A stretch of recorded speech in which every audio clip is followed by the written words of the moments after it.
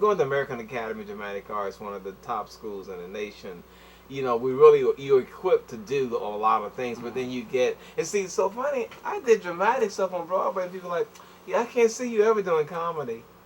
And then you do what comedy? Yeah, so and you started on Broadway, correct? Yeah, I started with a heavy... With Glenn Close. Glenn Close, is what I'm hearing. Yeah. Oh, yeah. But lips don't, you know. But anyway. the brother almost melted on the couch. Yeah, Glenn is a sweetheart. Kim Cattrall from Sex and the City, you know. We dated for a moment. She went to American Academy. She was a brunette at that time. She became blonde later. I liked her as a brunette. She was real cute. Had a little page boy haircut. She was real tomboyish, you know what I mean? Something like that. She's like super, super feminine with the blonde hair. And a real sweetheart, though. And you said you dated who? Kim Cattrall. Oh, okay. Yeah, we dated. So, speaking of dating, how was it for... Well, just one time. We just went out. You know? No, how was it for you? She's good. She got skills. Sorry. No! Oh, my God. Oh, my God. Oh, my God. I mean, as a actress, we did, like, scenes. Oh, my God. Oh, I'm so, yeah. Just strictly as an actress and actor, we do, like, you know, little scenes together. Definitely. So coming up as a young actor, did you get? How was it getting a lot of attention from all the ladies and groupies? I mean, you had groupies hanging out just for this show, and not including just my mom who came and harassed you like that. Yeah, I want to say, could you keep him? I need to have like what you call that the bodyguard? Restraining order. Yeah. I need a restraining order. But she's a sweetheart. But no, you know what? Really, I did, because in school, you know, I got made fun of because there's a lot of the handsome guys, and you know, and so I was not considered that, you know. So it's amazing when when I got Raj, how you were considered like handsome and attractive and sexually appealing, and married women, you know, that was them. My mother was amazed at how many married women, and one lady was an evangelist, and my mother had to tell her, but she was honest to her husband. She said had she met me first, she would have married me. She told her husband that she had to say that because she didn't want God to take her gift away.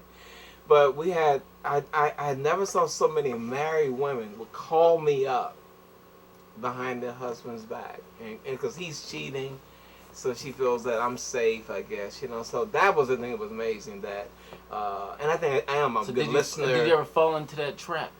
No, man. I just it was tough, because then the women have it's never the same too, because you're rejecting them.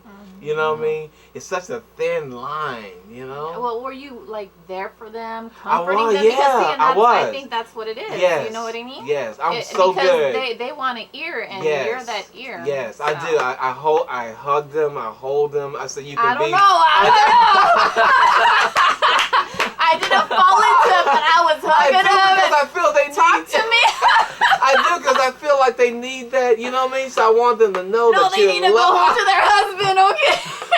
I know this thing, like that's what some of the guys say, Ernie, you can't be hugging those women like that, because they take it as they take it as a different. That's right. And I had one lady that was kind of like on the extreme, and she actually was a mother of a friend, you know. A mother of a friend. Of a friend's mother, yeah. And so she called, and she had like three kids. She was pregnant at the time. And so she called me, and she's like, oh, I just called, say hello and all that. And her husband was out there doing his thing. And she just point blank, and that threw me totally. You know what I mean? He and I tight, then he didn't know why his mother from then on had this when I would come over, she would make digs about me, say something about my looks or something. You know, she would just say something about me negative or have an attitude. And he never knew what was going on. Well, I think if you can understand the women and where they're coming from from a place where they feel helpless. Sure. You know what I mean? Yes. They're not taking power or responsibility. So once they do, and if you could put it to them that way, then they can change, because you can't change them. You know, if it's Thank not you, your therapist. Thank Tessa. you. Thank you, Dr. Phillips. Sorry. Not Dr. Phil, Okay, Dr. where are we Phillips. going now? What other questions you got? That was good. You need your own show. I like that. You know, I can see her on Oprah. And so, yes. And so, what advice would you give them? That was great, though. You know, I just come from But an empowering true, point to empower them. You know what I Yeah. mean? You can't save them; they have to save themselves. And that's so true. That's so true. So, the ladies, Yeah, man. they would come banging on the door. Man, I would tell you, man. And then if you did have a relationship, thinking that women got super jealous. I was engaged a couple times, and I don't know why. You know, again, it's like because women are gonna come up and hug you. And those women couldn't accept the fact. And I know some women are doing it on purpose. You know, they get you right on the lips. You try to give them the jaw, but they like on the lips, and the women could not handle that part.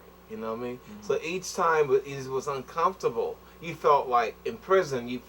I felt stress in my shoulders and my neck because, you know, every time a woman would approach, the fiance had this thing, that vibe between the women.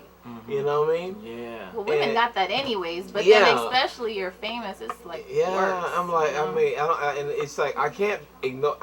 That's who I am. I gotta hug my Fans. female fan. I gotta, you know, but you do, and that was the thing that I found that. He said, you know, are you going to be alone for the rest of your life?